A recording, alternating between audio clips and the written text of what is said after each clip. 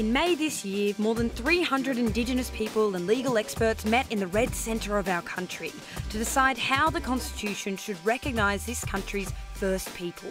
In 1967, we were counted. In 2017, we seek to be heard.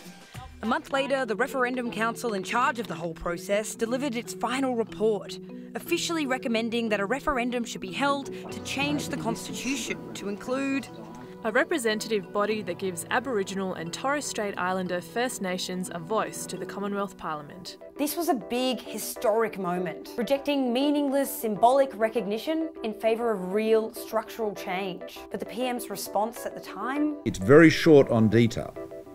Couldn't be shorter on detail, in fact, but it is a very big idea. And after months of waiting, that big idea is now in the bin, with the PM releasing this statement last Thursday.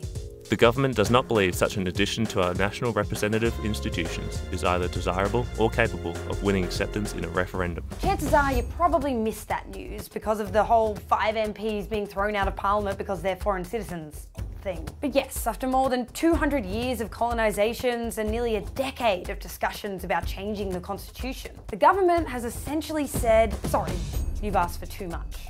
Which prompts the question, why even ask us what we want in the first place? We've been trying to get the reconciliation, a re-establishment of a relationship with the First Peoples of this country, and unilaterally, the Cabinet decides, sorry. But the reasons why the government has said no deserve a closer look. Reason number one.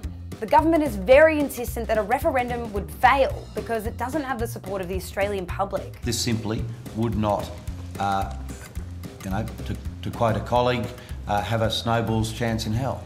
However, a survey in August of more than 1,500 people nationwide actually found strong support for an Indigenous voice to Parliament, with more than 60% in favour. Reason number two. The Referendum Council didn't ask enough non-Indigenous people what they thought about this. Yeah, seriously, that happened. Speaking to 3% of the population, when you're actually trying to deal with a national issue, I think was part of the fail. Just a thought. Wouldn't having a referendum on this give non-Indigenous people a pretty big say? Yes it would. But to reason number three, this whole thing is un-Australian, or at least undemocratic. Yes, Turnbull's statement heavily implied that an Indigenous voice to Parliament would undermine the very foundations of our democracy.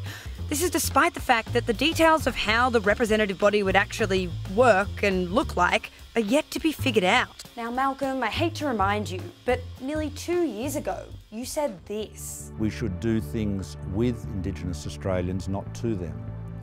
We have to recognise that diversity and be guided by Indigenous Australians. Now here's what I say to you, Prime Minister. This was your chance to follow through on those words, to show that after hundreds of years of paternalistic and oppressive treatment, the Australian government was finally willing to work with Indigenous Australians and treat them as equals. And you completely and absolutely blew it.